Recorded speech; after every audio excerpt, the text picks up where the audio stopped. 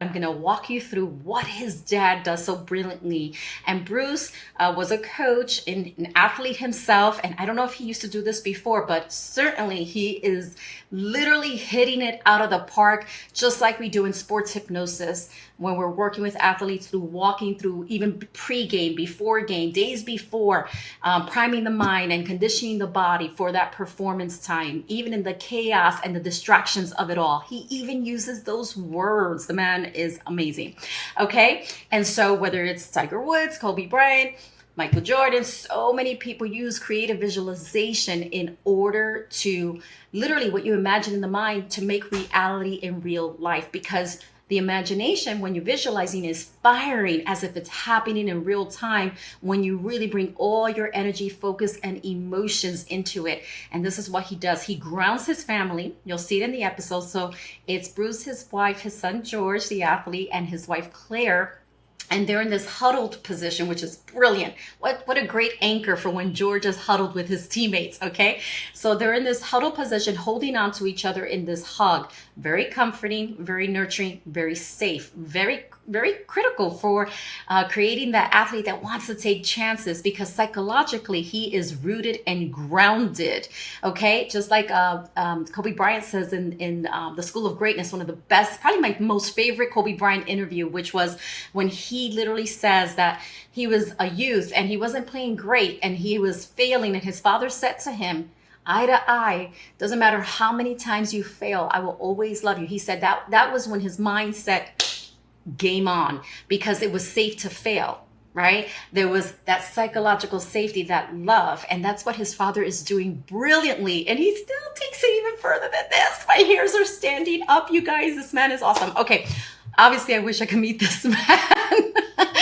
George, your father is the bomb. Okay, so he brings in the breath work to focus them, and then they start to breathe in and out. And what happens is when you do that in that kind of fashion with this group hugging each other, you are in training. Your heart rate variability is in training to one another.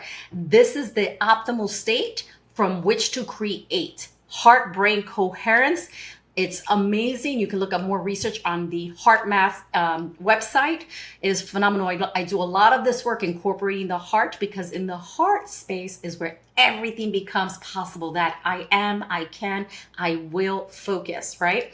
So then as he's bringing that in, breathing in and out, it's releasing, for example, fear, releasing doubt, and bringing in confidence and support and that grounding nature from your family holding on to you like roots. And he mentions this later on in that visualization. He even says your spirit animals, and he mentions the family members holding on to you, right? Like those grounding roots. And they're there physically in the stadium. They go. His wife, Claire, is at every single game. That is a brilliant anchor, my friends. We call those anchoring techniques, so that the moment that he sees her, he all of a sudden the unconscious mind brings that to the conscious awareness. And you see that in George's eyes when he's scanning for his family members. They are so important to him. And I'm going to tell you why that's important as well for when he retires and is no longer with the game. This is something that I'm obviously very, very passionate about.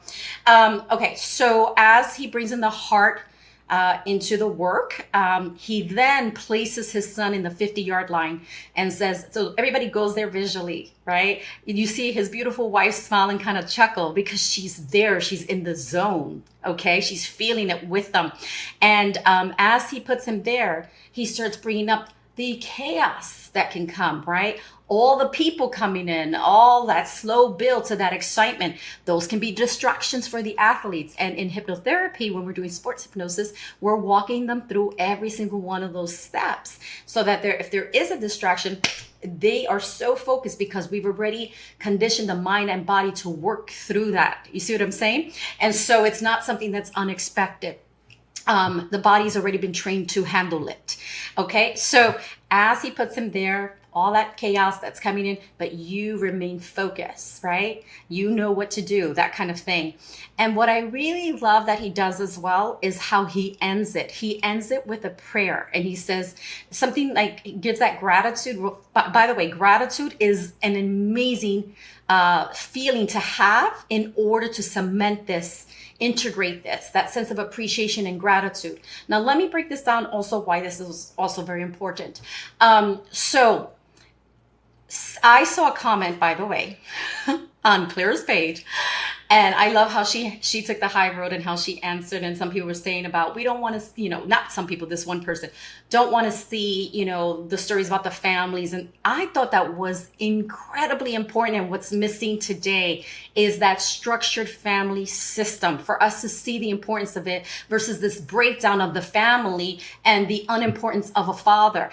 That is so important in a kid's life. So when he's pouring into George, although George is already a grown athlete, he's speaking to that inner child as he's pouring into him and building him up from the inside out. So when he goes out there, he's a beast, right? He's ready to go. And so having that psychological mental safety is critical for the athlete game. And then even when his wife is on the sidelines, she goes to every single game. She's on the sidelines. What does she do? She gives him love and all of that, eye to eye. And then they call it that violent love. Like she sends me out with that violent love and she pushes him out and like brings up that adrenaline and says, go get him, right? Go do your thing. So that sets him up mentally as well. What is also important, if you have not seen, there's a documentary, oh gosh, it's called The Weight of Gold.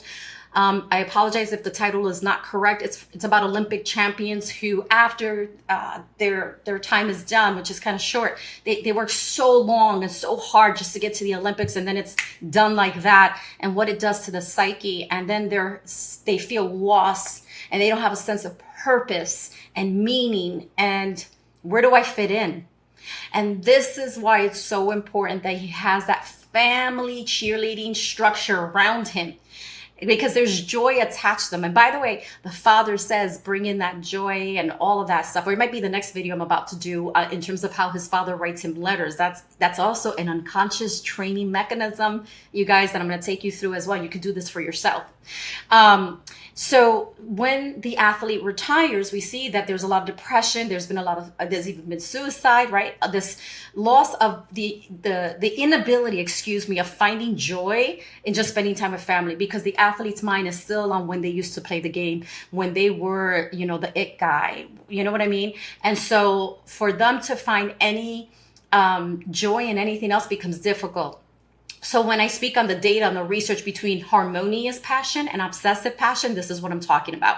Obsessive passion, where you just focus on that one sole thing and there is no joy in other areas of your life, you will train your brain that way. And when you retire, it is so much harder for you to adapt and find meaningful fulfillment in life after the game is done. And so when the game is done, when the game dies, the spirit dies, and you don't want that.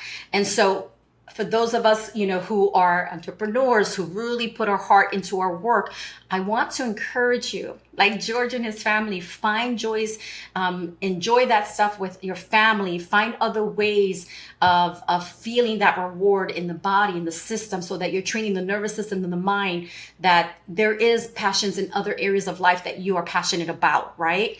So that's why that is so important, and why I think this family has so much more to show. I would love them to have their own reality show. Hello, let's do it. I would absolutely love to do a family group visualization with them and take them to even deeper levels that a hypnotherapist works with. But I just wanted to share those key points with you, because there's so much to learn in just that little bit of couple of minutes of what George's dad does, Bruce, that you can take into your own life. And if you have little ones who are in sports, or if they're not, I encourage you to get them into sports, because there is no victimization in sports. There's the belief that I can do this, and you'll see the athletes rise. Doesn't matter your background. Doesn't matter if you came from a poor background, a disadvantaged background. You have a shot. You have to take it.